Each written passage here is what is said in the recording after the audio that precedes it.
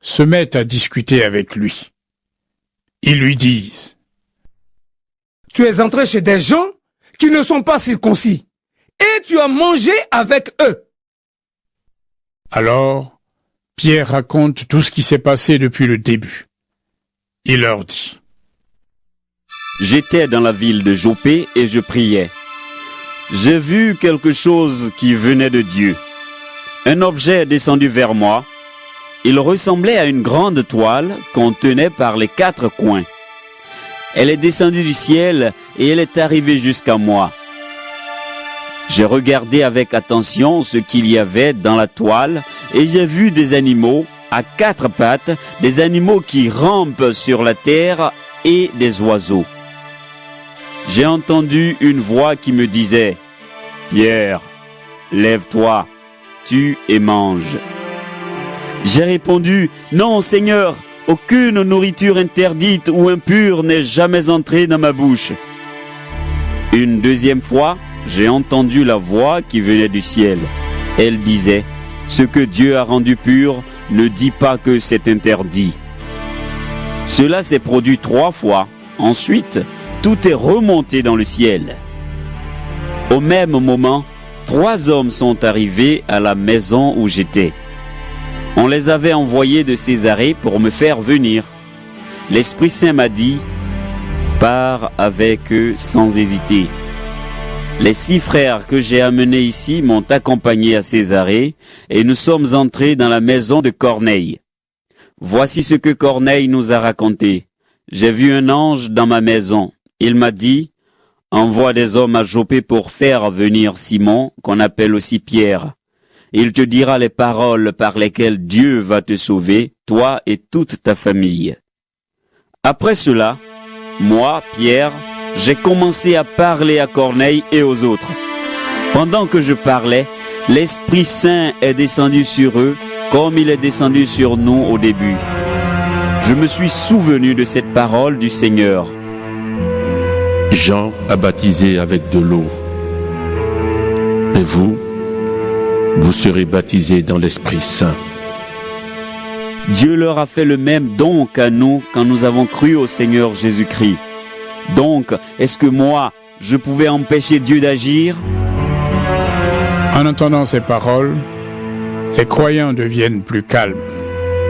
Ils disent: Gloire à Dieu. Oui, c'est vrai.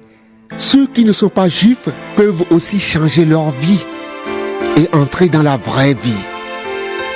C'est Dieu qui leur donne cela.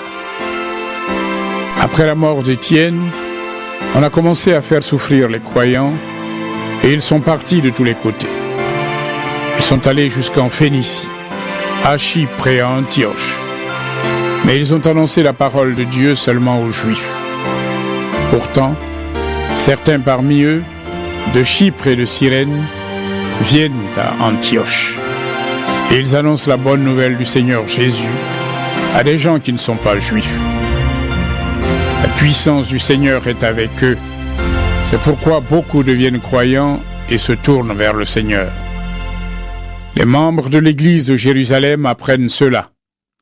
Alors ils envoient Barnabas à Antioche. Barnabas arrive et il voit que Dieu montre son amour de 1000 manières aux croyants. Il en est très heureux. Il les encourage tous à rester fidèles au Seigneur de tout leur cœur.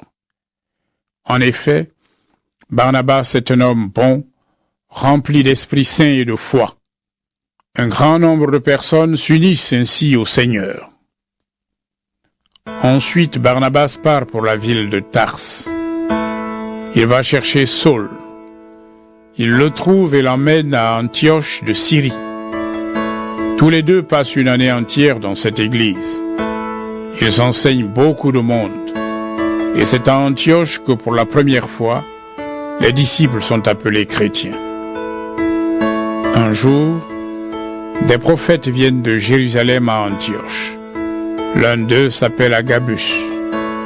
Poussé par l'Esprit Saint, il annonce qu'il va bientôt y avoir une grande famine sur toute la terre. Et cette famine a lieu en effet au temps où Claude est empereur. Alors les disciples décident ceci. Chacun va donner ce qu'il peut pour qu'on l'envoie aux croyants qui habitent en Judée. Les disciples font cela. Ils envoient leurs dons aux anciens de Judée par l'intermédiaire de Barnabas et de Saul. Chapitre 12. À ce moment-là, le roi Hérode Agrippa Ier se met à faire du mal à certains membres de l'Église. Il fait tuer par des soldats Jacques, le frère de Jean. Il voit que cela plaît aux Juifs. Alors il fait aussi arrêter Pierre. C'est au moment de la fête des pains sans levain. Hérode fait donc arrêter Pierre et le met en prison. Il commande à 4 groupes de 4 soldats de le garder. Il veut le faire juger devant le peuple après la fête de la Pâque. Les soldats gardent Pierre dans la prison. Mais les membres de l'Église prient sans cesse Dieu pour lui. Hérode va faire juger Pierre devant le peuple. La nuit avant le jugement, Pierre est en train de dormir entre 2 soldats. Il est attaché avec 2 chaînes, et des gardiens sont devant la porte pour le surveiller. Tout à coup, l'ange du Seigneur est là, une lumière brille dans la cellule de la prison. L'ange réveille Pierre en lui touchant le côté.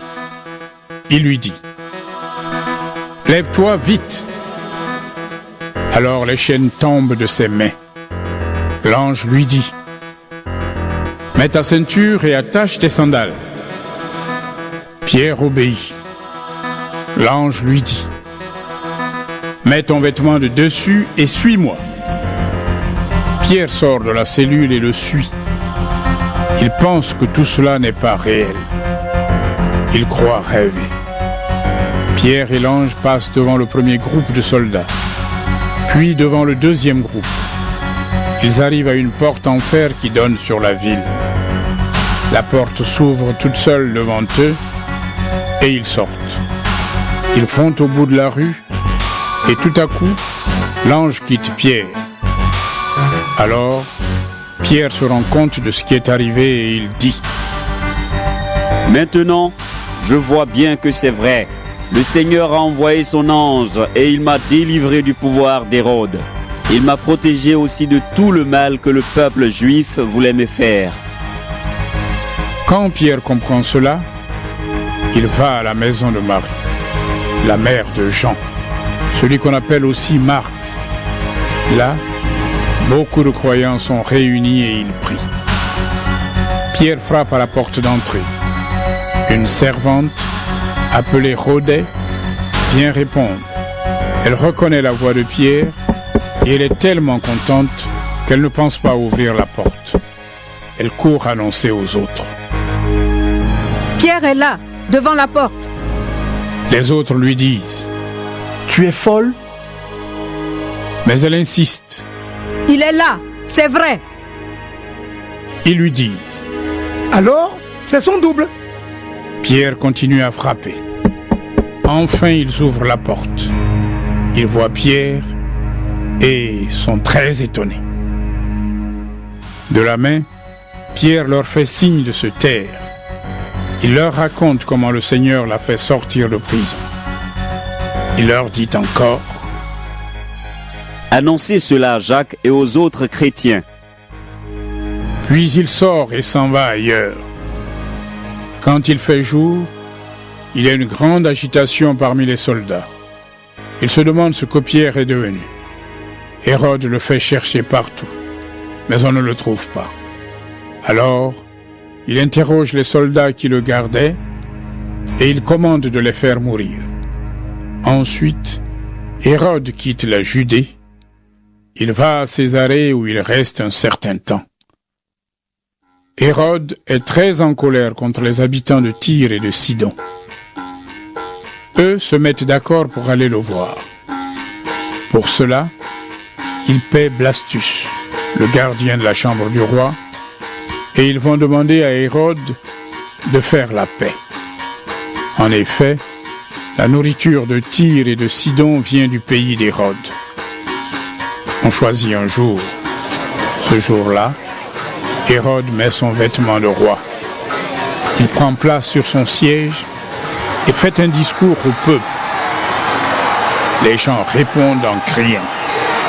Ce n'est pas un homme qui parle, c'est un Dieu. Mais au même moment, un ange du Seigneur frappe Hérode parce que le roi a voulu pour lui-même la gloire qui appartient à Dieu. Il est mangé par les vers et il meurt. La parole de Dieu est de plus en plus connue. Barnabas et Saul ont fini leur mission au service des croyants de Jérusalem. Ils repartent et amènent avec eux Jean, appelé aussi Marc. Chapitre 13. Dans l'église d'Antioche de Syrie, il y a des prophètes et des hommes qui enseignent. Ce sont Barnabas, Siméon appelé le Noir, Lucius de Cyrène, Manaën qui a été élevé avec Hérode Antipas, et enfin Saul. Un jour, ils sont réunis pour prier le Seigneur et ils jeûnent. Alors l'Esprit Saint leur dit: Mettez à part Barnabas et Saul pour faire le travail que je vais leur demander. Ils continuent à jeûner et à prier. Ensuite, ils posent les mains sur la tête de Barnabas et de Saul et ils les laissent partir. Donc l'Esprit Saint envoie Barnabas et Saul. Ils vont à Séleucie et de là, ils prennent le bateau pour l'île de Chypre. Ils arrivent à Salamine et ils annoncent la parole de Dieu dans les maisons de prière des Juifs. Jean-Marc est avec eux pour les aider. Ils traversent toute l'île et arrivent à Paphos. Là, ils rencontrent un Juif appelé Bar-Jésus. Celui-ci fait de la magie et veut faire croire qu'il est prophète. Il vit dans le palais du gouverneur Sergius Paulus. Ce gouverneur est un homme intelligent. Il fait venir Barnabas et Saul parce qu'il veut entendre la parole de Dieu. Mais Élymas, c'est le nom grec du magicien, est contre Barnabas et Saul. Il ne veut pas que le gouverneur devienne croyant. Saul, appelé aussi Paul, est rempli de l'Esprit Saint. Alors il regarde Élymas et lui dit: Espèce de menteur, tu trompes tout le monde. Fils de Satan, tu es contre tout ce qui est bon. La volonté du Seigneur est droite et toi, tu la rends toute tordue. Est-ce que tu vas arrêter? Maintenant écoute, tu vas devenir aveugle. Pendant un certain temps, tu ne verras plus la lumière du soleil. Aussitôt tout devient sombre pour Élymas. Il est dans la nuit. Il tourne en rond. Il cherche quelqu'un pour le conduire par la main. Le gouverneur voit ce qui est arrivé et devient croyant. En effet, l'enseignement au sujet du Seigneur l'a touché profondément. Paul et ceux qui l'accompagnent prennent le bateau à Paphos et ils vont à Pergé en Pamphylie. Alors, Jean-Marc les quitte et retourne à Jérusalem. Ensuite, Paul et Barnabas quittent Pergé et ils arrivent à Antioche de Pisidie. Le jour du sabbat, ils entrent dans la maison de prière des Juifs et ils s'assoient. On fait la lecture dans les livres de la loi et des prophètes. Puis, les chefs de la maison de prière disent à Paul et Barnabas: Frères, est-ce que vous voulez dire quelques mots aux gens pour les encourager?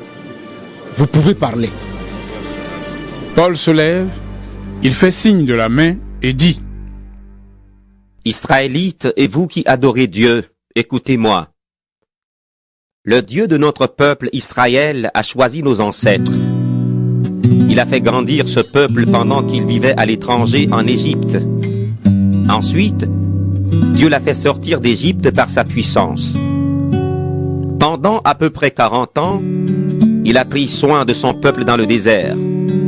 Il a détruit 7 nations dans le pays de Canaan et il a donné leurs terres comme propriété à notre peuple. Tout cela a duré à peu près 450 ans. Puis Dieu a donné des chefs à nos ancêtres jusqu'à l'époque